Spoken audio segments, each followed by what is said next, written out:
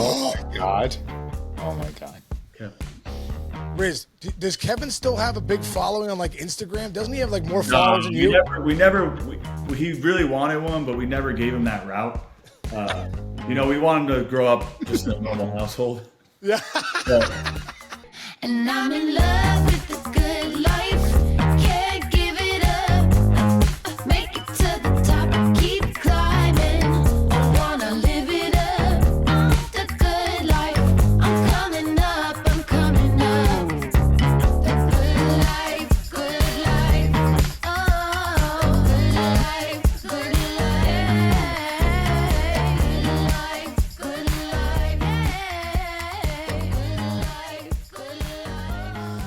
Boom, coming in hot, Chinchy. How we doing, brother? It's gonna be a good one today, dude. Yeah, whatever. I know this guy's a great baseball player. I know he is apparently like one of the coolest dudes in baseball. All I ask of you is to ask him how he came up with the amazing name for his dog today. We're gonna get into that, bro. We're gonna get into that. Before we get into that, dude, but I just want to say, first off, one of my favorite guys in life, not just baseball, one of my favorite guys in life, known him a long time, dude, since this guy broke into baseball when I was on my way out.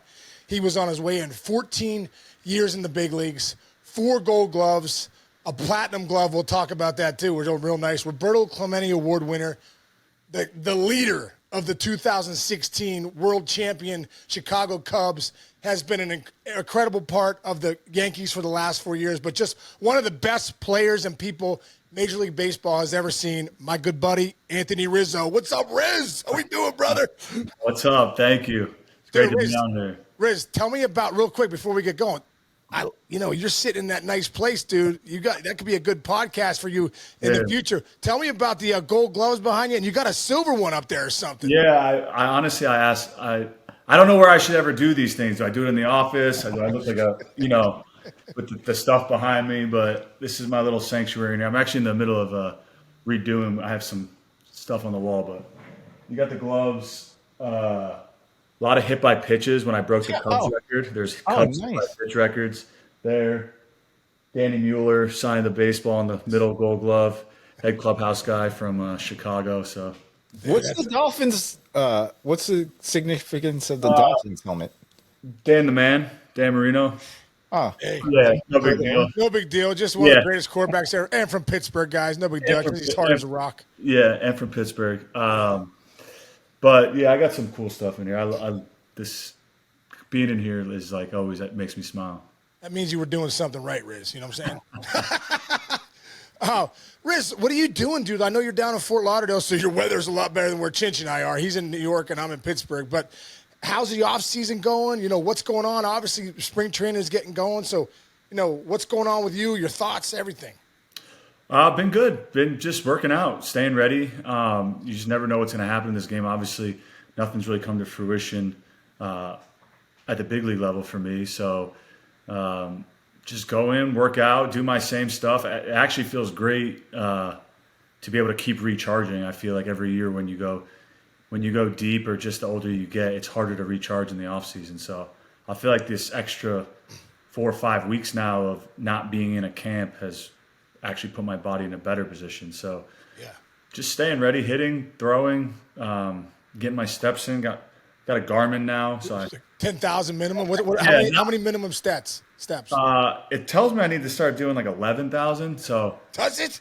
Yeah, the goal in March is 10,000 a day, just to keep it going. But 10,000. Yeah, dude, Chinch. You do that too? Just to be healthy, yeah, you got to get out and walk, Chinch. One time, get out of your basement one time. Dude, I'm fine with like a mile of steps a day. That's bad.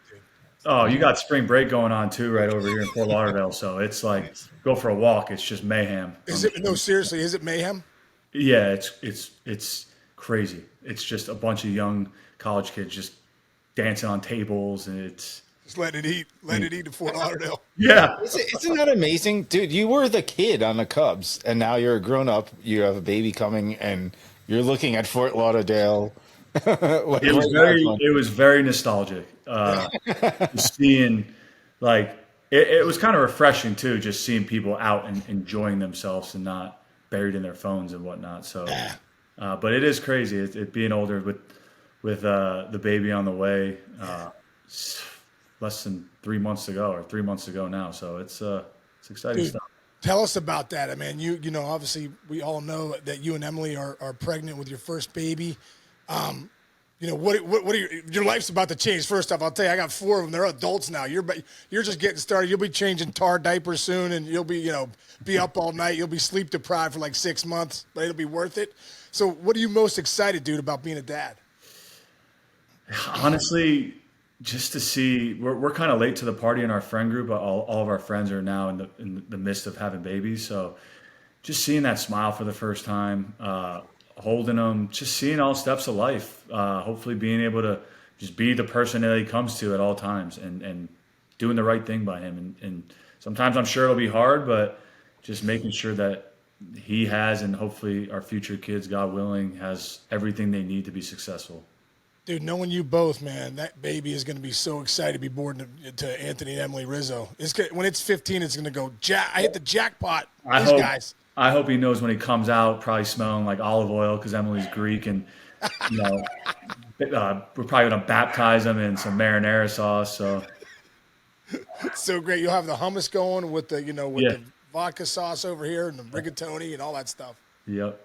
That's great, dude. That's Riz. I want to go back because I want to go a couple different directions, but I kind of want to go back to our time together in New York because honestly, when Booney had asked me to take that job, you were the first guy I popped into my head because I'm like, oh man, at least I have a good relationship with Riz, and obviously, you know, I know what a leader you are, and dude, I just want to say thank you, man. Like I think my relationship with you helped me so much with those guys in that clubhouse, but I'll never forget when I got the job and it was. I don't even know if it was announced yet, but I was out at dinner and I get a call. You pop up on FaceTime and I answer the phone. I'm all fired up and you're like, "Is it true that you're going to be the hitting coach for the Yankees?" And then you popped over and you're with Judgy and you're like, it was just so cool. So, you know, thanks for that. But you know, what was that like? Like, you know, hearing that you had a new hitting coach coming in, you know, in the middle of the year. It was weird. I mean, on 2 different levels. You know, first time having a hitting coach fired, so Yeah. as a player, you kind of feel responsible, right? Because when things aren't going well, but then you know who's coming in, and it's like, holy shit, like this is going to be amazing. Like, you know the game, you're a student of the game. I know you follow and grind too. So just to come in and have that kind of refresh, you know, in the middle of the season, everyone's, you know, goes into zombie mode at some point. So Yeah. the refreshed outlook, the positive outlook, just it just it added new excitement for me. You know, I know you for so long, and we have such a good relationship, so it's easy just instantly to talk to you and be able to pick your brain and just talk the game, and also talk the game the way I speak the game's language. You know, Yeah. a lot of it was just so easy to do. Yeah. By the way, I'm sorry, Sean. Can I interrupt? Yeah, Were what's you at dinner, you and your wife and Aaron Judge and his wife, when you found out Sean Casey was being the hitting coach? Is that what it was? I think we were, right? We were at Yeah, I think home. you guys were at dinner. It was on the break, so I think you guys were on the break together. But dude, Oh yeah, it was on the All-Star break. That's what it was. your relationship with Judgy, I think, is really cool because you guys have always been really tight. And you know, I want to go to Chinch's point too about your dogs, Kevin. I always thought it was interesting. I'd be like, hey, what'd you guys do today? Like, me and Judgy went to the park and we walked the dogs. You know what I mean? But like, dude, tell us about that. I mean, I know you don't have my daughters fell in love with Kevin. Like legitimately, they asked me, "Hey, how's Riz doing? How's Kevin doing?" And I'm like, "Man, are you guys serious?" But dude, before you have kids, you and Judgy, your dogs are your kids. So, you know, how cool was that? Yeah. Kev, come here, dude. What are we looking at? What are we working with? I feel like it's a golden. You're like a golden retriever. No, dude, no. No. Kevin's a little guy, Oh, come on, come here. and he listens. Anything Riz says, he listens. Good boy.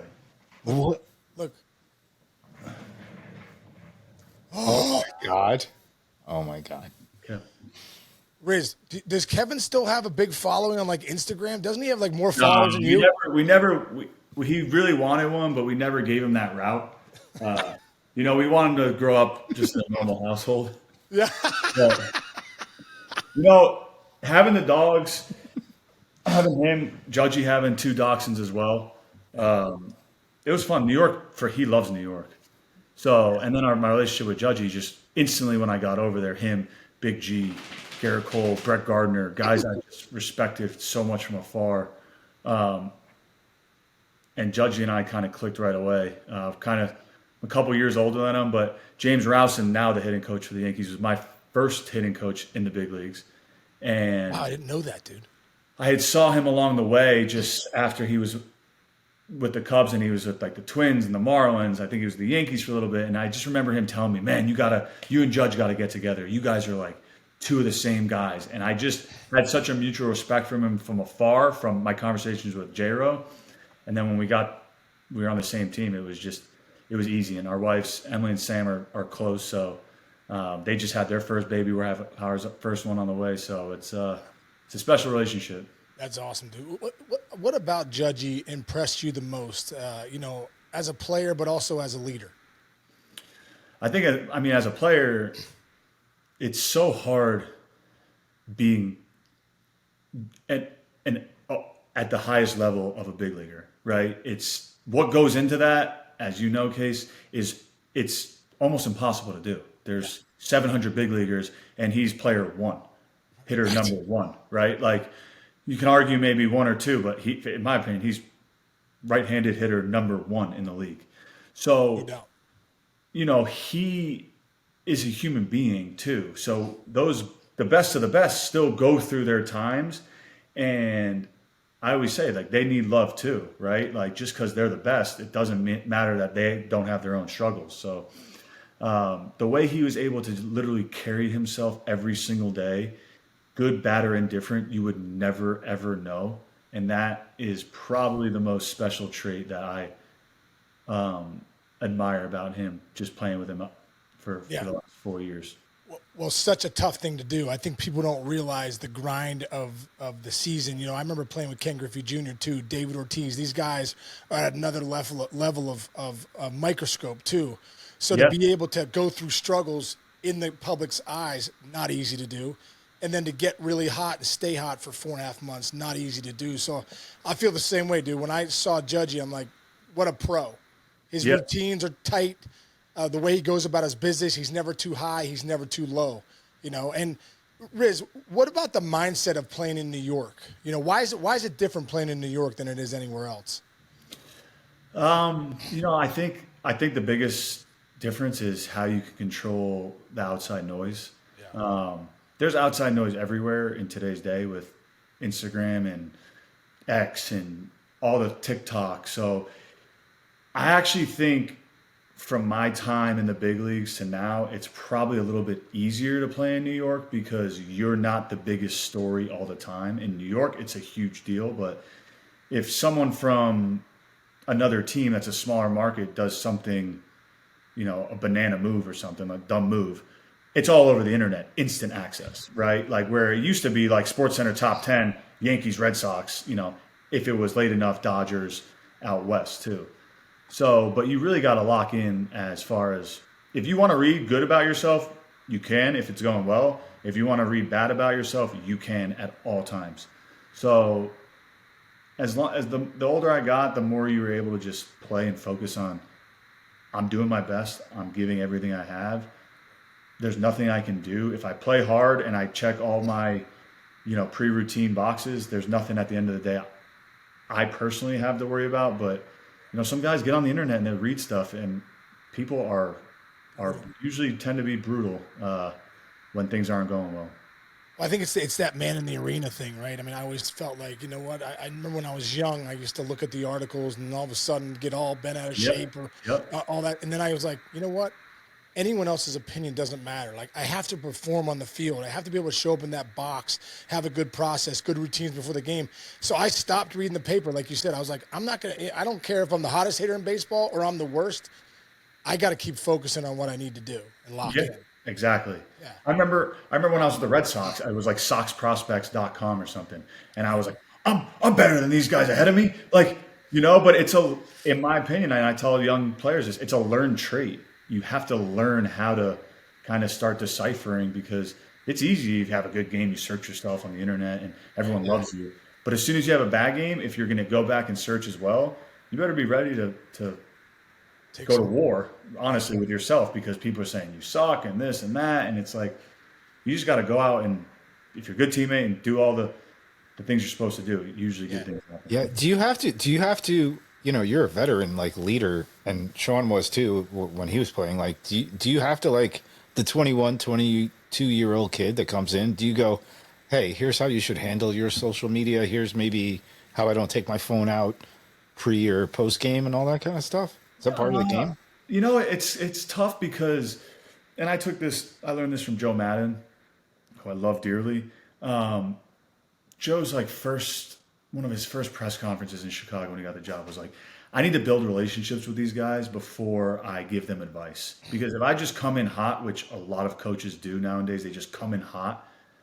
And I'm sure they have your best interest, but as baseball players, like, you just automatically go, whoa, like, Right. like, so you got to build a relationship with the guys first. And then you just talk and you see, like, most guys that were, especially on the Yankees, were all just amazing people. The youngest guy was Anthony Volpe, and I feel like he's, if I had a daughter, I'd want him to date her. So it's, but you do talk to guys about certain things and off the field stuff, and just, the best way to be loved in this game is winning. The best way to make the most money in this game is to win. Um, if you're doing bad and the team's winning, you're not doing bad. So there's all these little mind games during the year that you constantly play with yourself that you have to master. And if you don't, it could beat you down Yeah. fast. Riz, one thing I admired about you and your career when I go back and look at, obviously I knew it, but I looked at the numbers. There's something to be said about playing every day. Nowadays they got all these platoons going on. This guy's matching up lefties, and this left guy can't hit a lefty because he never faces them and all that stuff. But you go back and look at your career, man, and this is where admiration off the roof, dude, because knowing how hard it is to play 150 or 140 nowadays. But you go back to 13, you played 160, you played 140, then you played 160 again, 155, 157, 153. Dude, you're not doing that unless that's important to you. You're not doing that unless you feel like being a great teammate is part of your game. Can you speak on that? What's it like to try and get out there and play 160 games? It's the grind. When I got called up to Chicago, I had two of the best there. I had Alfonso Soriano and Starlin Castro, and David DeJesus as well. But David DeJesus wasn't playing as much. But I saw Sori with a messed up knee every single day, doing his routine, being out there, running out there, hurt, indifferent. Starlin, same thing. Like, good, bad, or indifferent, we're playing today. Like, we're not taking days off. And you see those guys do it, and you're like, and then you see the guys throughout the league, the Miggy Cabrera. When I was younger, every year it's just like, I always say to young guys, like, yeah, you can have a good year, but it's the next year now, because now the league knows you. So, you have a surprise year, not a surprise year because there's a lot of work that goes into it, but you get off to a good start, it's easy, right? Everyone loves you, things are going well. Like, the next year you don't get off to a good start, you're still going to be that same player. So the everyday grind is definitely a learned mentality. I remember Eric Hinsky, I think it was like 2014. We were flying to San Diego. We were in a long stretch. Lefty was pitching. And Brandon High was our bench coach at the time. And he came back. He's like, hey, Skip wants to give you a day off tomorrow. I'm like, really? And I'm sitting with Tim Buss, and Ski on Bossy's it. best. And Ski just like lays into me. He's like, no, absolutely not. No effing way. You don't take days off. Like, you post every day. That's how you gain respect. And it's true. Like, if you want to gain respect in this league, in my opinion, you play. You post up and you play, because when you look around the league and you see the guys that do it every single day, you know what that takes, and it's not easy. Yeah, and also too, people look at numbers. When you look at the guys with the best numbers, they're posting 150 Yeah. plus. Every day you take off is a day you cannot hit 4 home runs in a game. That's good. I mean, it sounds crazy, but every day that you're not playing, you don't know when you show up to the ballpark. It doesn't matter if you're facing Kershaw or the 5 starter for a team that isn't very good. Any given day, you can be the best version of yourself. That's the beauty of this game. That's so true, man. I love that. I love that mentality too. Like, yeah, you could be a star today, 4 home runs, but if you're out of the lineup, you can't make it happen. You know, Riz, one thing I really admired about you and how you went about your business. I mean, obviously, I know you had the concussion, but for a few weeks there, you were doing your thing. But your routines, you know, your tee work and the stuff you do in the cages, and every day you're showing up at the same time. You know, when did you realize getting a routine was important, and when do you think you really? How many years into the big leagues, or was it right away that you feel like, okay, I locked down a routine that I can lean on every day? Pretty early, definitely. I'd probably say when I was in the minor leagues, the Red Sox. My experience in the Red Sox organization was first class. I loved all the instructors I had. I feel like they all had my best interest for me. So, learning a routine there. You know, at the time you had Uke, you were there in '08. Yep. David Ortiz, Manny. You had literally legends in front of you. So it was like you just learned how to be a minor leaguer fast. Like if the big leaguer walks into the weight room there in Fort Myers at the old place, like you got out. Like you got like, but that was the respect level. And then just learning the routine, the daily kind of checks and balances of what you need to do. I for sure had like 3 or 4 different routines, especially at Wrigley with all the day games. You have to have, almost a show and go routine, a day game routine, a night routine. So it was definitely things you had to lean on because when you get in the box, you have to be ready. And if you're not ready, then you're not giving yourself really any chance. What were those day games like? Because I obviously I played in the Central most of my career, and when we would play a couple day games in a row, they go, man, I don't know how these guys do it. Like that's another factor that people don't realize. When you play in Chicago, you're playing so many day games. Like, what was the adjustment, that you had to learn about those day games? For me, nothing, honestly. I literally thought people were crazy until I played in New York about the day games because it's just what we did there in Chicago, right? And I think what I did learn now going to New York is in New York they play a 1 o'clock Saturday game and a 1:30 Sunday game, which in my opinion they should probably flip because that extra 20 minutes, the 1:20 game at Wrigley is like the difference maker in my opinion. It's just you start everything 20, 30 minutes later. So, but I mean, you walk out on the field, it's Wrigley Field, there's 40,000 people in the stands, having a great time. So the days you weren't feeling it, or the nights maybe you stayed out a little too late to get to the ballpark and you're tired, you get on that field and it's like an instant just rush of adrenaline.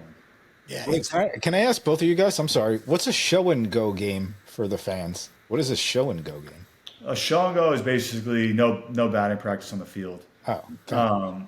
And for me, there's different types. Like there's times where, I'm literally resting up until an hour to the game. And then that's when I get everything moving. I had a routine where you get there, you get everything moving. If you're not hitting batting practice on the field, a couple hours before the game, then you kind of rest a little bit and then you get going again.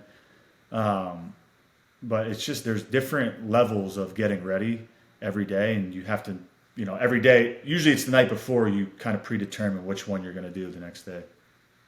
Riz, I want to go back to those Chicago teams because they were pretty impressive, and you could see the evolution coming. Like you come over, Bryant comes up, Baez comes up, and all of a sudden you're like, who are these dudes? There's some freaking studs here, like impact superstars that are these young kids. And then all of a sudden you go get Lester, you go get Lackey, Rossi's there doing his thing. The rotation's good. Hendricks. Can you take us back to that 2016 season? And, what was that like? What's also something cool that maybe we don't know? There's so many things that we do know about that season, but when you look back, what was a cool thing that you're like, you know what? No one knows this, and this is a big reason why we were who we were. I think it goes back to 15, that 16 season. I look at it as like a 2-year just like run as far as like you get Joe Madden at a kind of nowhere because the whole funky thing with his contract. Joe Madden comes. I think that's kind of a domino effect to land John Lester with him and Theo's relationship. And then you're like, holy shit, like someone like John Lester is signing here. like he believes in us, and we kind of felt it at the 14 deadline when we traded away. I think it was Samardzija. We traded for Addison Russell, and I remember that deadline we were in Oakland, and it was like that. This is going to be the last time like we suck at the deadline. And then going into 15, there's a lot of momentum, and there's a series against the Giants in August where they were like the second wild card, maybe or the third wild card, and we steamrolled them all weekend. And that was like, now we're here. Like now we actually really believe how good we are. Right. And we fell short that year. But then coming into 16, I mean, I remember day one, it was just Lester and Lackey saying, just press play, boys. Like we've already won. Just let it play out. It's going to play out. It's going to play out, but we are the best. And I know that sounds arrogant, but that's the mentality we had. Yeah. And we signed Dexter a little bit later into spring training, and that was like another boost for us because he was so important to our team. His locker room leadership, his demeanor. So I think things that people don't know is just how much fun we had outside of baseball. Yeah. That guys, if there was a team dinner, you had most of the guys there every single time. And it was sponsored by either Lester or Lackey. They would fight all the time with like who's paying for it. Like Lackey would like somehow pay for it, like through the hostess early, or Lester would get it, and you'd see them fighting. And I was just like, dude, that's awesome. Like it's awesome. So freaking insane dinner, the wine's flowing. Yeah, just the amount of fun that we had playing. And when you're not on good teams, the fun gets sucked out of it real fast. There's a lot of finger pointing. There's a lot of things that just don't go your way. But on teams, I've played on most of my career, the teams were a lot of fun, and 16 is at the absolute top. What's a moment in 16 that you still go back to? I know it was 9 years ago, but there has to be a moment you're like, you keep replaying. I mean, this is awful to say, but the Raja Davis home run. Yeah. Like that feeling of really. Yeah, like there actually is a curse here. Like, you know, people are all like, "Oh, the curse, this and that," and you're like, "Listen, I've been here for a few years. Like, if I'm worrying about not winning for 108 years, like we have bigger issues, right? Like, we want to win, right? You want to win anywhere you are, but I mean, when you think about 16, obviously winning, but that sting of Rajay hitting that home run was absolutely insane. But then the character of our team and Chappie going out, like Aroldis Chapman, who I absolutely love, goes out in the 9th inning and gets out of it. Like, you watch so many games. You blow that in the 8th inning, usually the guy that goes back out, game over. It up. Yeah, right? exactly. Game over. over. The fact that he was able to go back out there is like one of the most untold, talked about things in baseball, in my opinion, when it comes to the 16 World Series. Wow, dude. Well, I honestly, one of the greatest moments of my life, because it wasn't in my career, but I snuck in the clubhouse, and I saw you, and I was so excited. I want to give you a hug, but you came over with a Budweiser. You're like, let's throw one down for 2016. I was like, let's go. You know, and you're being a young buck. You beat me on the chug. So, next time. But it was. I don't know about that one. And Riz, I stole this from I go, wow, because I knew, I'm a historian. Like, I love the game. I just always love it. I'm like, I'm taking one of these hats. So I didn't take that hat off for months. Dude, it's incredible, dude. The 2016 Cubbies, man. You got to be kidding me. Yeah. That after party in the locker room was awesome. It was raining on the field, so everyone was inside. Yeah. You were down there. I think Eddie was down there. Yeah, Ed was down, yeah. That little side area going out, it was epic. Yeah, it was epic.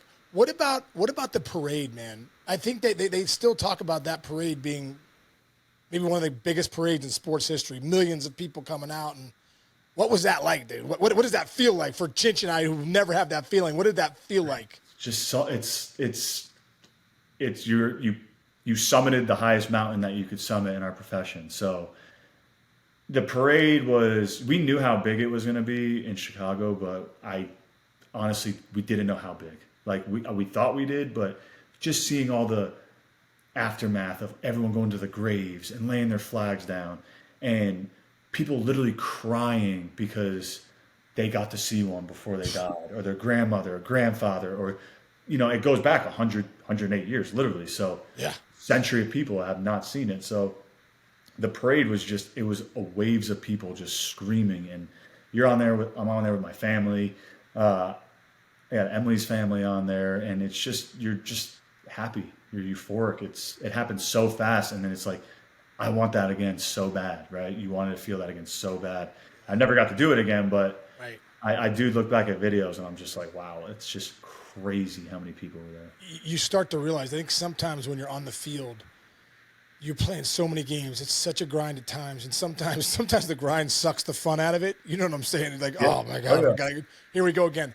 But I think when you get a chance to be around millions of people in a parade, and people are crying, and they're talking about their grandparents and the gravestones and all that, you realize sports matter to people. Oh, Sports matter in a big way. It brings families together. It brings conversation around the dinner table. And, for you to be able to see, like, oh, this really does matter. I mean, that's incredible. Yeah, there's something every big game I would tell this to young guys too. I tell this to everyone. I was like, hey, make sure in this game you take 10 seconds between pitches, look around and realize what we're doing, because you just can't ever take it for granted. Every game I'll look around and just be like, wow, this is awesome. Good, bad, or indifferent, whether I'm doing great or I'm doing terrible. And I would just always take a second and be like, wow. Like, Yeah. even we were in the 21 wild card game versus the Red Sox, Yankees, Red Sox, Yeah. playoff baseball, 1 game wild card game. And something happened, and I'm in the dugout, and I go to Judge. I go, I know that didn't go our way, but that was fucking insane. Which, like, I don't remember, excuse my language, Say whatever you want. but I was just like, as a fan of the game, like, do we, like, I forget what happened, but maybe it wasn't the wild card game, but I just remember looking at him, and he looked at me like, are you crazy? I'm just like, dude, that was awesome. It's so awesome. Dude, 2024 in the World Series, you guys are so close. I actually think that it could have swung either way. Had you guys win game one, it could have swung either way. But, dude, you end up posting with, like, broken fingers. Am I right? Is that what you had? A couple broken fingers? No big deal? Just shoot me up? How did you end up getting out there to play? And you played well. I think, honestly, our training staff was A+. It's what you want. You know what I mean? Like, you work your entire life for these moments, and you never know when you're going to be able to be back, right? I had a taste. I won the World Series, and then I'm back with the Yankees. Grew up a Yankee fan as a kid. When are you going to get this opportunity again? And I remember when I broke the hand. I mean, tears flowing. You're just bawling. Like, it's the second to last game of the season. I get hit by a slider. I've been hit 1,000 times in my career. Just learned actually last year that I lead all left-handers in Major League Baseball. Dude, history. Yeah. So history. Yeah, history. Oh right? my gosh. Number one left-handed hit by pitch leader of all time. Let's go. That's incredible. Never broke a bone. Nothing. Wow. Get hit, break 2. So I just go straight into like recovery mode. I'm literally doing like 24-hour treatment, trying to get the swelling out. And we tested it a little bit, and I'm pushing Booney, I'm pushing Cash. Judgy's like really like grilling me hard, like, yo, are you sure? Like, can you do this? And I was like, yes, like, I'm good. So, I mean, hand's still a little jacked up a little bit, but Still, on the way. hey, you'll be feeling that the rest of your life. Just want to let you know. I know. It doesn't hurt at all. It's just doesn't have the full range yet. But, it was you're in the World Series. You lay it all on the line, and I would do it again every single time, every day. Yeah, that's incredible, dude. And hats off to you, bro. I know how big of a deal that was for you to be out there and to be hurt the way you were. I'm sure every guy in that clubhouse is like, let's go, man. If Riz is out here, let's go. I got a couple other questions, Riz, that I want to throw out there. Best piece of advice you got from a coach or a veteran player? Wow. I'm going to lay you up first until I get another answer. But what comes to mind early is those dinners that we had in spring training. Oh, dude. You, me, Tomei, And Hap. Hap. I think we had dinner with Will the Thrill one year. That's right. Will the Thrill, Yeah. dude. Yep. So just hearing guys talk about the game, you learn. I learned early in the game. No one comes in when you're done playing and says, "Man, uh, how's he as a player?" They come in and say, "How's he as a teammate? How's he as a person?" Like, there's so many good players that aren't good teammates. So that was something I just learned along the way from talking to a lot of older players and people who've done it before me. Is like, you treat everyone with respect, good, bad, or indifferent, because no one comes in asking like, "Oh man, this guy's the best player ever. Let's go and you know try to talk to him." It's like, how is that guy? If he's not a good guy, then no one really wants to talk to him. Right. Dude. That was advice I kind of just picked up along the way, and then the best advice is just playing every day, posting, Yeah. kind of just learning by the veterans that I was around. Alfonso Soriano, Stalin Castro we were the same age, but he was in the big leagues for like 5 or 6 years to that point. So, and he played every day. He was a multiple time All-Star. So just seeing those guys do it every single day was something that you admired, and that's what you wanted to be. You wanted to play every day. You want to play lefties, righties, day, night, snow, rain, hail. It didn't matter. Yeah. Dude, what's different now from when you broke into the game? 2011, you're in your 2020 to 2024. What's the biggest difference in Major League Baseball? I would say velocity for sure. The added velocity adds everything. It makes every other pitch better. I think guys all throwing 95 plus out of the bullpen now. It just makes their secondary stuff that much harder to hit because you have to respect the fastball. Definitely on field. That's what I think the biggest difference is hitting wise. And then because it was like 17 or 18 when guys just started letting it rip, right? I think whenever the spider tack stuff was really coming into play, literally guys were like rising the fastball. Wow. And letting it rip. So, but then guys were just throwing and spraying it everywhere. So the velo was down the middle for the most part. The guys that were throwing hard. Now people are throwing 95 to 100, hitting the corners, and that's a problem for any hitter. Yeah. You know. So on the pitching side, I would say that. On the hitting side, I think the biggest difference I would say is all the machine work that goes on now. Is that a good thing, dude? I think so. I mean, I don't know. I think it depends who you talk to. I've talked to so many guys where they're like, I don't really like hitting velocity. I like hitting breakers. That's how I was. I liked hitting more breakers than velocity. I felt like the velocity was something that I just couldn't time up every time. So then I'm getting frustrated instead of getting quality in. And I always felt like too. Sometimes when I trained velocity too much, I got jumpy, because the machine was different than an arm. So I felt like, okay, I got to time this up. But I felt like there was a little bit of a movement. I couldn't in the game. I was going to get eaten up with that movement. I was like, man, am I training jumpiness here? Did you ever feel that way? Yeah, I just tell guys all the time my theory on the and I think I told you this on the training velocity is I asked everyone what's the easiest pitch to hit in the big leagues. If you know it's coming, what is the easiest pitch? Would you say? Fastball. And fastball down the middle, right? Yep. And I go, what's the hardest pitch? Slider, curveball, changeup, whatever you name it, something off speed usually. Well, why is it so much easier to hit a breaker on the machine than it is to hit the fastball down the middle that you know is coming down the middle off the machine? And every guy I talked to was like, I never thought about it like that. Because it's just the timing is so different. So I don't know. Now they have the traject machine that's really cool with timing wise too, but nothing can get you really ready for being in the box, in the situation. What's the count?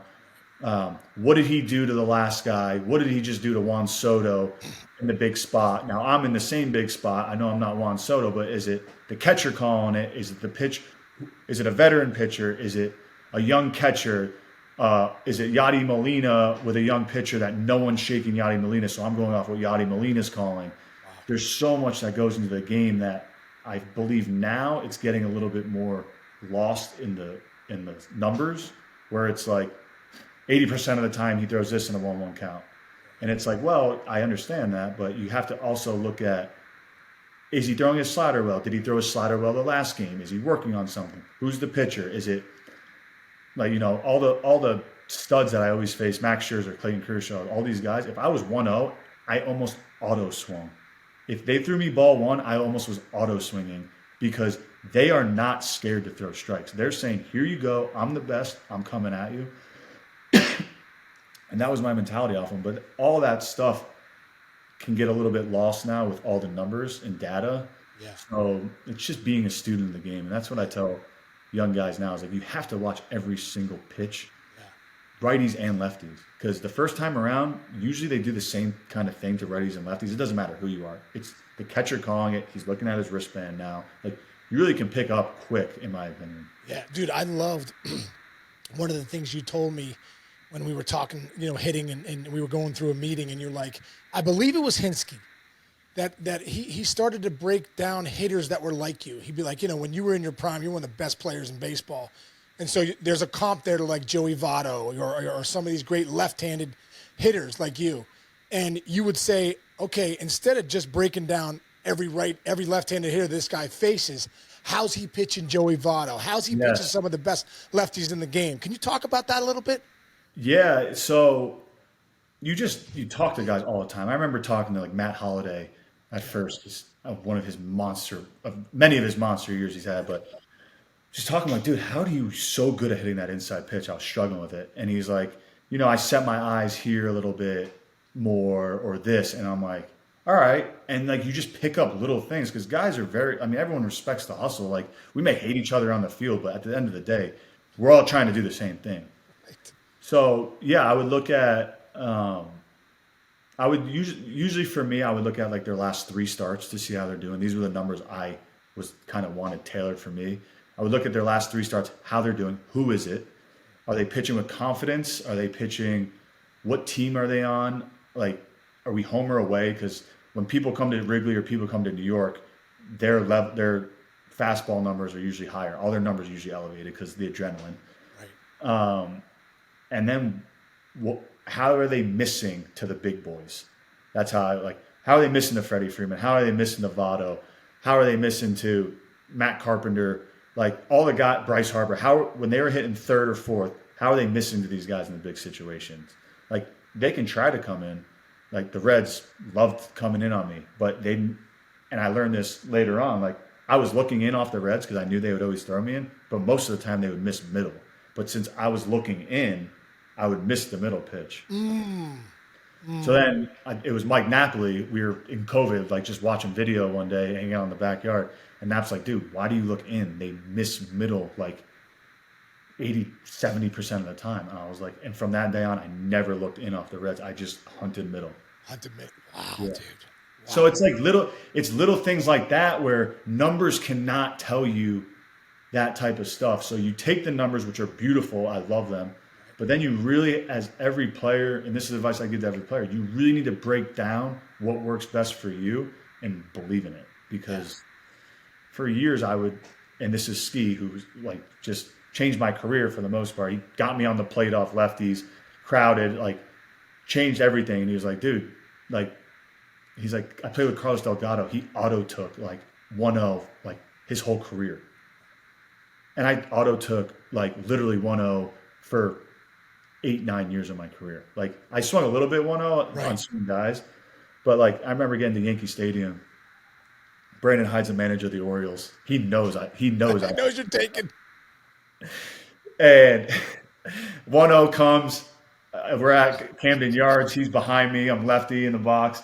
He goes, nice auto take. And I just kind of turn around and give him like a swing. Cause, and it's like you just stay to your game. And, sometimes you got to come off it, but you stay with what works. Dude, I used to – it's such a great – see, I love this, dude, because you start getting in the mind of the great hitters in the game. You're like, oh, 1-0 auto take. I used to auto take every first at bat, first pitch. I don't care if you threw me 93 right down the middle. I was like, I'm setting my whole game up. My whole game is getting set up by this pitch visually. Now I know what you're throwing. Do you have a little run? Is there a cut on your ball? Is there a rise? All that stuff.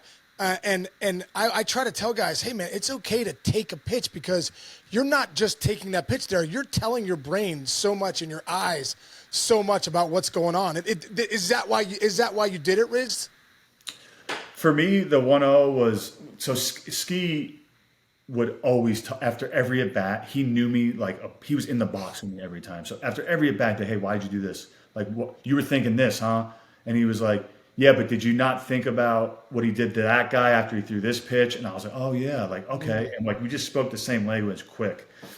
So the 1-0 auto take was more of like, okay, a guy starts me off with a fastball and it's a ball, right? Like I'm ready to swing early, but I don't through my career I didn't really swing too early. So if he throws me a first pitch fastball and it's a ball, okay, whatever he throws me again, if it's a fastball, if it's a slider or curveball, I get a free look at it. Usually when you're 1-0 hitting third or fourth, guys, I feel like years ago, like guys weren't just attacking the zone as much as they do now. Right. They throw you a curveball, they throw you a changeup. It's ball two. Or you're seeing their spin or shape, so you get another look at it. And then you're still in a good count at 1-1. That's probably the biggest count in the game, whether that flips or not. Right. But there's just most of the time I put myself in an advantage count, and if not, my mentality was, well, now I just saw another pitch, and whether this two of the same pitch or not, I know that break, and then it favors me for the next at bat. Riz, man, I mean, I could talk to you all day. That is such good stuff, and it just goes to show for everybody listening.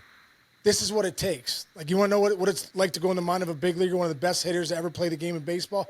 This is what it is. It's not just guys now, Case, are like, and I talk to I actually love, like when I was hurt last year, I would talk to our pitching coaches all the time about, sequences and this and that and why and what we're thinking. Because, pitchers can get off the rails a little bit with numbers. And, at the end of the day, like if you set the hitter up, you were out. Like, I don't care if you're Aaron Judge. Like, if you set him up properly, right, anyone in the game, like if you're a pitcher, if you hit your spots and like sequence it the right way, it's over. We are done. And there's so many times where I get to like, how many times, Casey, why would this guy throw me that pitch? Oh, so many. I'm like, I can't believe, if he knew what I was thinking right now, I can't believe he threw that to me. Yeah, so like now later on in my career, everyone would just throw the kitchen sink at you right away, first at bat. And whether I get a hit or get out, I'm like, well, like now I saw every single pitch. Now I'm way more confident going into my second at bat.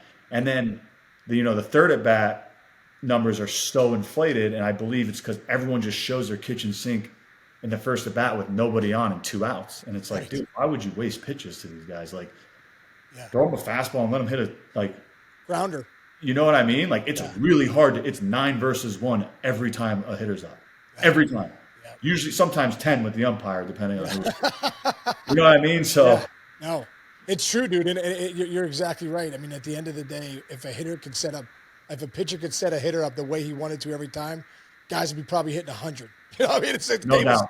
Thank God they made. Yeah, like I always talk to pitchers, and I love the pitching aspect because what they do is insane. But I'm like, hey, well, how many mistakes did you make today? I made like 4. I'm like, no, you didn't. You made like 35 to 50 mistakes. You just got lucky on more. Like, you know what I mean? Like, guys throwing balls that are hittable. Like, if these pitchers really diced and hit their spots like Greg Maddux did, we would be done.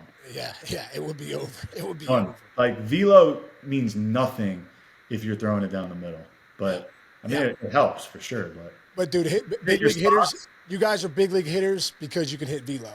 That's why you're there. You're there because your bat speed, your eye-hand coordination is the greatest in the universe. Yeah, I'm just trying to foul balls off if they're on the corners. Like, yeah, dude, give me another pitch. Yeah, if it's not over the heart of the plate, it's really hard to hit. Yeah, there's no doubt, dude. Oh, man. Well, dude, Riz, thank you, bro, for your time, man. Thank you for this conversation, brother. Thank you for your friendship, all these years. And I tell you what, man, I missed that dinner. Me, Tommy, and Happer. I have it up here when a quick story was great. We went and saw Vetter at Innings Festival. I think you remember that time. And we went backstage, and we were hanging out. And he's like, what are you doing tomorrow? I was like, You know what? I'm going to dinner with Tommy, Hap, and Riz. We do it every year at spring training. And Ed was like a little kid. He's like, can I come and be a fly on the wall there? I'm like, yeah, you're Eddie Vedder.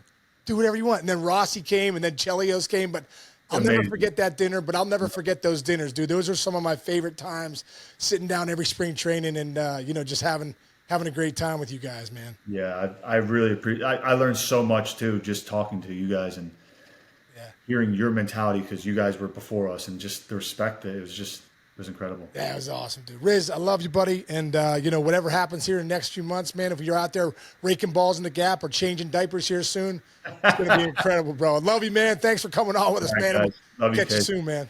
See ya.